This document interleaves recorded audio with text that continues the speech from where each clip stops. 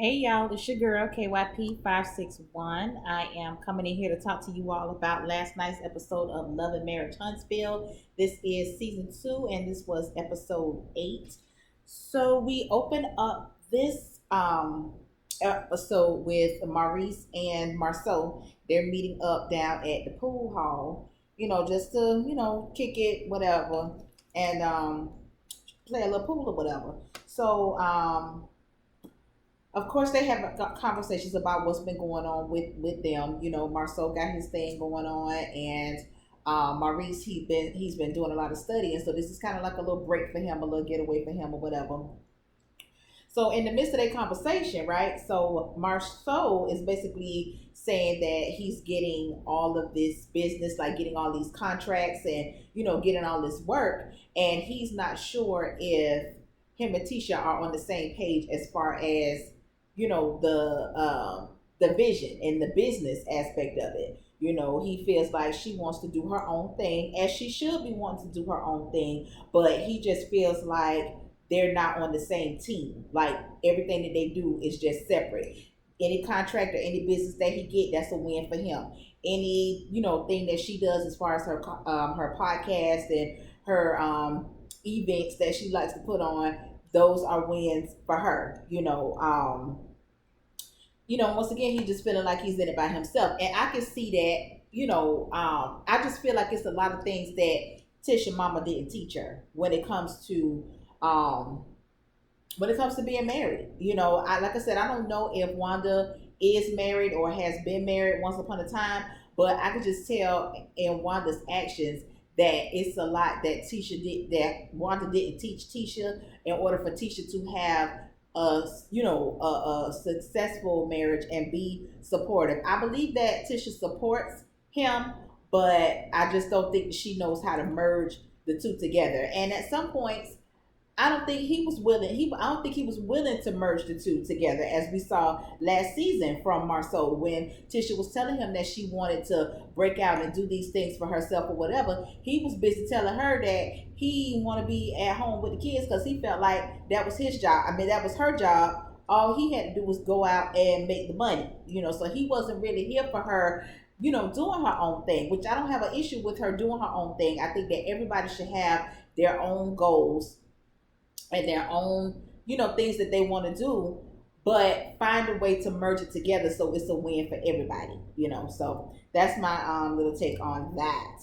So Tisha, she goes over to the radio station, and I cannot remember that lady's name, and I didn't write it down. I want to say her name is Tony something, but I didn't write it down. So anyway, she goes to the same radio station that Martell and Mel went to, to discuss what they had going on and put their business out there on the, on the radio station. But Tisha is going there basically to promote her live podcast and just give a little bit, on what it's about and, this and that and whatever. Now, in the midst of her talking, she was saying, like, why she decided to put this event together. She was like, people are always asking me, why should I get married or something. Tisha, girl, I just don't see nobody coming up to you asking you for no type of marital advice, even from somebody on the outside looking in. Some people will fool you, right? So I'm gonna use Mel and Martell. On the outside looking in, they look like they got their shit together when it comes to how they run their business and this and that or whatever. So it looks a certain way. You and Marceau shit look raggedy to me from the outside looking in. So I would never even suspect that y'all had something worth me asking you about. You know what I'm saying? But whatever, child. So Tisha also said that another reason for her wanting to do this panel or whatever is because she feels like people don't value marriage like they used to back in the day, and I do agree with that. I do agree with that. A lot of these marriages, they so fly by night because they based off of some bullshit. You know what I'm saying? Now I have said before that a marriage is something like a business, right? And I still believe that. I believe that a marriage should be a contractual agreement. Now, I know you have to get a marriage license, but I actually think that you should have a contract. And on each anniversary, you should either decide to renew that contract or dead that contract. You know what I'm saying? I mean, I just believe that. You know what I'm saying? But if you don't have those core values in your marriage while under the contract, like if you don't value your marriage like they used to back in the day, then of course, when it's time for you to renew, you are going to walk away from it because your shit wasn't based on nothing to begin with. You know what I'm saying? So even if it is like a contract to where you have to renew it on your anniversary, that would be your renewal date. If you don't have, if you're not taking your marriage seriously and fighting for your marriage every day, because every day it is a fight, that's a big commitment to say that I want to be with this one person for the rest of my life. Okay, knowing that some days you don't want to be bothered. Some days, you wake up on the wrong side of the bed and you be like, everything you do just piss me off. Like, go somewhere. You know what I'm saying? Go somewhere, but come back. You know what I'm saying? You know what I'm saying? Go do something for the day, but come back. You know what I'm saying? That's just it. But I definitely agree that it is a fight. Tisha, they've been married for, I think she said, 13 years or whatever. I've been married for 12 years, and it is a fight. It is. I mean, I'm not saying like it's a struggle or it's a headache or it's a whatever, but you have to be committed to being committed to somebody every day for the rest of your life. You know what I'm saying? For years upon years upon years upon years. So I just think that those are things that people should really take into consideration before they go to hollering about, we getting married or whatever the case may be, child. So then we go over here to the Holtz residence. So Martell is over there. He on daddy duty because Mel is out running around, doing everything that she possibly can do. So he's there with the kids. He got the baby in one hand, pulling the dishes out the dishwasher in the other hand, looking like us mothers look all the time. Okay, so the kids is hungry and he's basically saying, he didn't cook anything because I'm guessing that he's just thinking that Mel is going to bring something home to eat.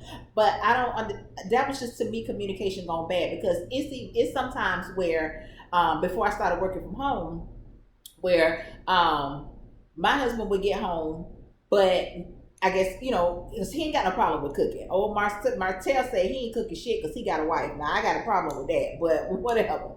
So, and then sometimes my husband might not feel like cooking. So, if I'm on my way home, he'll call me and be like, stop and pick up something to eat. And I'm like, okay, that's fine. But if he don't call me, and if I don't feel like going to get nothing to eat on my way home, it's either we gonna go get something to eat together, or he's already eaten, or whatever the case may be. But nigga ain't just finna sit up in that bitch and just starve because he got a wife and the wife ain't home to be on, turning the eyes on the stove or whatever. And I know somebody like that. I'm gonna get into that a little bit later. So anyway, okay, Martell, he's clearly sick. You could just tell by how he's talking and he's coughing, look like he, congested or whatever, but he's still doing what he got to do, just like us women. We do what we got to do. We be sick all the goddamn time, but we still got to take care of these damn kids. Okay, so anyway, he tells Mel that he feels like she's slacking when it comes to him and the kids because she's doing everything everywhere else. So he says, once again, he really tripping about this cooking shit or whatever. And, he was like, I did everything today short of ordering a pizza. Okay, why you just order the damn pizza? Like, you know what I'm saying? But whatever, Chad. But he said he ain't cooking shit because he got a wife. And I was like, bitch, what? Chad. So I have a friend. Me and my friend, we had went out and we probably got back probably like, it was after midnight, definitely. Probably going on 2:00 in the morning. So this nigga calling her, asking her, can she stop by Wendy's and get him something to eat on the way home? Bitch, where you been all day? And you had her car. So like, what the fuck you been doing all day, all night? Because we've been gone all day, all night. You know what I'm saying? Like, no, bitch, I'm not stopping nowhere. And especially because I was the bitch that was driving. Hell no. You know? Shit, what? So you trying to tell me you gonna sit there and you gonna starve because your old lady ain't there to either cook for you or whatever? And he did that shit one time before she went somewhere with me. We weren't gone that long. We was gone a couple hours or whatever. And he's telling me that he at home eating cold pizza because she ain't home doing blah, blah, blah. Bitch, how's that my fault? I was like, bitch, what? Who raised y'all niggas? But, child, whatever. He got a goddamn problem. But anyway, so he has a really serious problem with Mel trying to put herself on the map outside of any help or endorsement from him. Because when she goes into saying, like, how she's trying to do things to, for this family, whatever. Oh, baby, he got all in his feelings. And I'm talking about he bounced up in that damn bed. I was like, and so once she explained to him what it is that she was trying to say, he was like, well, you should have said it like that then. Bitch, don't tell me how to say something. Bitch, you should, just like she said, that's how the fuck you should have heard it. The fuck? I was like, ooh, child. But yeah, he likes to be able to say or take some credit for anything that involves her. And because she's doing things on her own, people are checking for her outside of them as a couple. He had a problem with that. And I was like, But anyway, child, then she starts to tell him about the play and, what her role is and this and that. Child, now he got a problem with that because, the hit dogs always holler. And because of the simple fact that this play has something to do with her husband or the character's husband cheating on her, even though it was with a man. But, he really ain't like that, child. He really ain't like that. But because it had cheating involved, and he was like, did you audition for this or did they, come and seek you out? And she was like, no, they came to me or whatever. And he was like, oh, it's because of, what was going on. Listen, sir, you did that shit. You did that. The word got out. Motherfuckers found out about it. Okay, so you can't just sweep it under the rug because people are not going to forget about it. Mel may have forgiven you, you know what I'm saying? But for one, she ain't going to forget about it. And the motherfuckers in the street damn sure ain't going to forget about it because it's messy. And motherfuckers love the mess. You know what I'm saying? So, I mean, you can sit there, you can get upset, but you can't you can't tell people what to do, Martell. You got a serious goddamn problem with trying to tell people and control every damn thing, okay? You can't even control your motherfucking self because if you could, your ass wouldn't have been down here to the affair with a bitch for 2 whole goddamn years. Okay, so if you can't control yourself, you damn sure can't control nobody else. Okay, so going on somewhere with that, child. So anyway, you got Kimmy. She meets up with Millie. That is Maurice's sister. It wasn't really too much going on with that, but just like Marceau had told Maurice, Kimmy don't want to be fucked up with no credit one. That's y'all shit. That's you and your sister's thing. Your sister has been running it, so really it's no place for Kimmy. And Kimmy don't want to do that. You know what I'm saying? So that was cool. Mel goes on the script reading with the rest of the cast. Wasn't too much going on with that. That was cool. So now we go over here to Tisha's event. Okay. So everybody is there that's supposed to be on the panel or whatever. Mel comes in a little late. It wasn't too late, but it was a little late because they were already seated on the panel. So of course when Mel comes in, they were in like a small little, a small space or whatever. So, child, that Wanda, honey, she turned around and saw that Mel. She ready to get the shit started, honey. I know she couldn't wait till the shit was over so she could go ahead and get the shit started. Destiny, even though I was kind of on Destiny's side last episode, that still don't mean that I see it for Destiny because I don't, you know what I'm saying? But I'm just a fair bitch and I call bullshit on bullshit, through my eyes, okay? But yeah, this episode, she didn't really have too much to say. We didn't really get into a lot with her, but she just had this look on her face like she was only there just to see what the tea was. You know what I'm saying? So she got this look on her face and her stupid ass husband, child, because he just is stupid.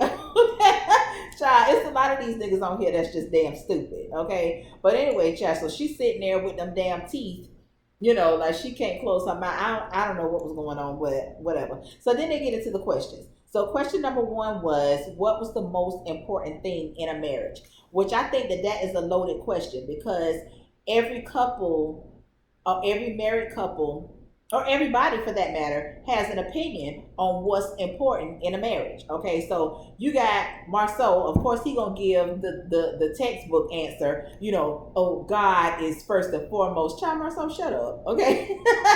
Shut your ass up. He's talking about God and the man and the vows and the love and, that's some bullshit. And then Tisha, of course, she gives her old childish ass answer of, so sex isn't important. Bitch, after 13 years, hell the fuck no, sex ain't important. Okay?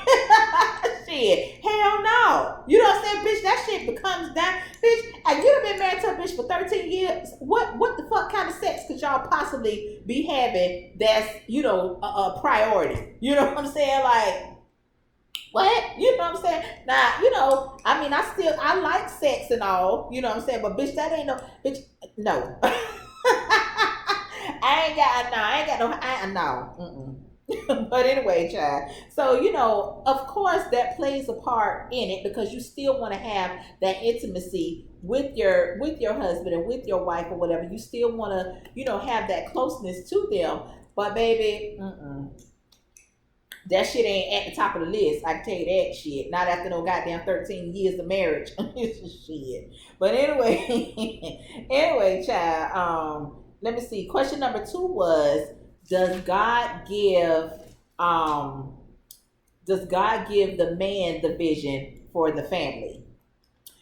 And I don't know if I like that question because I mean I don't really I think I understand the question, but then again I don't understand the question because God gives the vision to anybody that's willing to accept the vision, whether it's a man or a woman. And I like the answer that the counselor gave. It has to be both men and women because you have some women that are playing the role of the man and the woman in the household by being a single parent. So I was like, I don't know. Then you got dumbass LeBaric over there talking about, that's in the Bible. What's in the Bible, fool? What? And I was like, girl, that's your husband, child. That's your husband, child. But yeah, that was that. Question number 3 was, what does power couple mean, or something like that? And I was like, I mean, I felt like that was a dig at Mel. I felt that was a little piece of shade towards her, but whatever.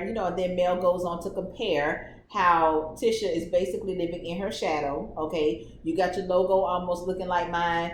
Your podcast is basically based off of me, you know what I'm saying, like with the women's empowerment and the, now you're talking about power couple and all this type of shit. Like, girl, because ain't nobody looking at you and Marceau as no power couple. Well, I mean, somebody might be. You never know who looks at you for what. So I ain't gonna say that. You know what I'm saying? I just, like I said, me being an outsider looking in, I don't look for them as a role model for anything. But that's just me. You know what I'm saying? I mean, that's just me. So then, to add more shade, the next question was, is infidelity a deal breaker? Now, this is when all the stupidity comes out from these niggas, okay? Sadaric says, because y'all know I don't like that Sadaric. I think he's a shit starter. You know what I'm saying? I think he low-key messy. You know what I'm saying? Trying to act like he trying to get everybody together, but you really trying to get the shit jumped off so you can have some shit to talk about. That's just how I feel. That's what I get from him. But anyway, he says that it's not a deal breaker if it's done someplace that he don't know nothing about it. How about like if she took a trip or some shit? And I was like, boy, what? The fuck you talking about? You know what I'm saying? To me, his answer would lead me to believe, a lot of these niggas' answers would lead me to believe that's how they feel. That is their justification, or you know what I'm saying. If that's, I don't know, y'all know what I'm saying. Reverse the shit. That's what it is. So Tisha, however, she didn't answer the question. And at least we didn't hear what her answer was. Kimmy, she answered the question. Maurice said that it could be a deal breaker because he feels like if it's intentional, then that's the deal breaker or something. And he feels like, people do make mistakes. And I believe people do make mistakes. Yes, I do. But to a certain degree, it's some situations that you don't put yourself in to be able to make those mistakes. Right? So Kimmy was basically saying cheating ain't no damn mistake. Bitch, that's premeditated. And I agree with that. It is premeditated because there's some things that have to lead up to the actual act. So the shit's premeditated. You don't just go out, I'm gonna go over here to Walmart, meet a nigga you ain't never seen before, and by the end of the night, y'all, or you on your way to the car, next thing you know, y'all fucking. No, it don't happen like that. It's conversations, it's phone numbers got to be exchanged, it's conversations got to be had, it's all type of sniggling and giggling and flirting and shit that got to take place. So that's premeditated. So I'm with Kimmy on that. That shit premeditated. But anyway, he tries to make it a point that, you know, people make mistakes and they can change. And then he used Mel and Martell as his example. And Kimmy was like, bitch, I'm not Mel. Point blank to the period. Okay, so Marceau, he says that he would be more hurt in knowing that she cheated than the actual cheating. And Destiny was like, that's an interesting answer. And I agree with that. I agree with that. I guess he's saying, like, don't ask, don't tell, or, you know, if I don't know about it, you know, that shit that Tisha be saying, that's the shit that he's saying. So it sounds like to me, he done brainwashed her, because that same shit that she was saying, that's him. That's what he was over there talking about. So anyway, child, that was that. So now the panel is over. Everybody is mingling now. LeBerick asks Mel, where was Martell? And she was like, now you know damn well Martell wasn't coming up in here. He don't fuck with these people. You know what I'm saying? I am trying to move forward, but he don't see it for Marceau nor Tisha, so he ain't come. And then LeBerick says, yeah, because he called me and told me not to come. Martell, you got a goddamn problem, sir. Okay? You cannot be right here telling people what the fuck to do. These is grown people. These is grown people. This man is married with a wife. So you think that your word gonna supersede hers? And if it do, bitch, y'all got some serious, Destiny and old boy got a serious goddamn problem. Because he claimed that the only reason why he came is because he was already dressed. And I was like, oh. But anyway, Mel bought Tisha a gift, and it was cute. It was an olive branch. It was cute. I did feel a lot of, I felt that Mel was genuine. Now, sometimes I could tell when Mel being phony, you know, and I thought that she was being genuine with the gifts. I don't know how Mel thinks that this is going to work with her and Tisha moving forward when Martell ain't on board, and I think that Mel and Marceau still got a beef or whatever. I don't think that they've resolved anything. She's trying to move on with him. She's trying to move on with Tisha. So I don't know how that's gonna work or whatever. So now I do have a question. Why wouldn't Tisha tell Wanda that Mel was coming to this event? Like, to me, that was messy or whatever. So of course, Destiny pulls Marceau off to the side or whatever, and in their conversation, he does assure her that he could get the job done as far as him being the contractor for her business, for her building. Okay, so she say as close as she is with the host, this is about business. Marceau is a commercial contractor, and that's what she needs. So there it is. Dun. Okay, so now here come Wanda with the rah-rah child. Now I like how Mel handled Wanda. She didn't let Wanda get too out the way with her, but she didn't disrespect her. She called her Miss Wanda, and you know, but at the same time she said what she had to say. So Wanda wants to know, well, why are you here? Okay, so and my thing with that is, when Mel had Tisha escorted out of her event, which I thought that was extra with her calling the security and all of that, when she could have just went to her herself and told her to leave. Okay, because Tisha ain't had no business being there. I don't give a fuck what nobody say. I don't care what her intentions were. I don't care about none of that shit. She ain't had no business being there, right? So Mel had her to leave because, for one, you wasn't invited, and for two, I wasn't fucking with you at the time. So why would I want you here? Okay. Now I'm currently at this event because we're trying to move past our issue, and I was invited. Okay. So what is it that you don't understand about that, Wanda? So then Wanda says, well, I wish I would have known that because I would have uninvited you. Okay. Well, when you have an event, just make sure not to invite me, bitch. I won't be there. Simple as that. That's simple to me. Now my thing is this. Okay, I understand everybody is an adult, but at the same time, Wanda, like I said, this ain't none of your damn business. This is between your daughter and her clique of friends. You got too much fucking input on what your daughter and her friends are going through. So me, had you come for me the way that you keep coming for Mel, bitch, that's when you'd have had to meet my mama. And see, and I could tell by Mel's mom's demeanor that her mama and my mama ain't nothing alike. Cause bitch, my mama gonna step. Okay, so I can call, listen. I'm 42 years old. If I call my mama right now and tell my mama such a mama came for me and said XYZ and told me XYZ, oh bitch, Roxanne gonna step. You can believe that. Okay, you can believe that. Because now you fucking with her child. You fucking with her child now. So now you got to meet me, mama to mama.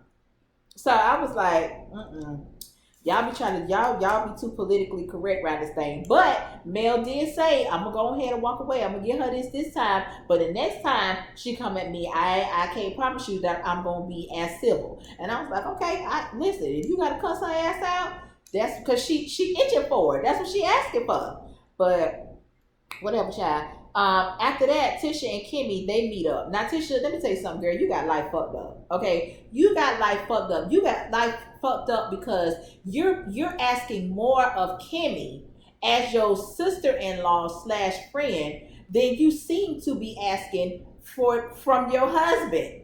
All them goddamn demands that you was putting on Kimmy, you should have been having that fucking conversation with Marceau. If anybody left your ass out there by yourself at the reunion, it was Marceau. It wasn't fucking Kimmy. Okay, it wasn't Kimmy. If you should have some type of resentment or some type of feeling some type of way, a side eye towards anybody, it should have been towards Marceau, because that's who the fuck owes you loyalty. No fucking body don't owe you no damn loyalty outside the motherfucker that you took vows with and had children from. Okay, that's the motherfucker that owes you loyalty. Don't be talking to Kimmy about no goddamn loyalty on some bullshit. Okay, so basically what she was telling Kimmy was, for one, she don't want to own up to anything, no part that she played in the fallout between her and Mel, or between the Scotts and the Holts. She don't want to take no responsibility for that. Okay, and Kimmy was trying to get, like, listen, you said some shit too, like, you know what I'm saying, like, you said some things too. She was like,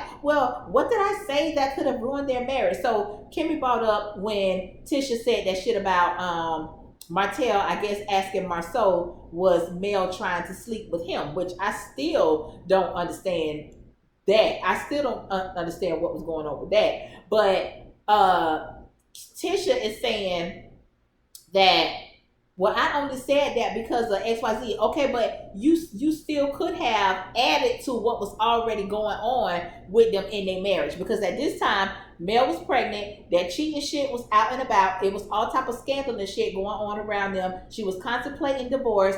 They weren't, I don't think they was living in the same house at the time, where he was living upstairs, she was downstairs, or vice versa, or whatever. And now for you to add that little flicker to the flame, because that was news to Mel. She didn't know nothing about that, you know. So yes, you very well could have added to the demise of their marriage. You wouldn't have been the sole cause of it, because the shit was already put into play, but you would have been just one more straw that could have broke the camel's back. You see what I'm saying? But she not seeing it that way. So basically, what and Kimmy told her, listen, the next time me and your mama is in the same place, I don't know if I'm gonna be able to be there without cussing her ass the fuck out.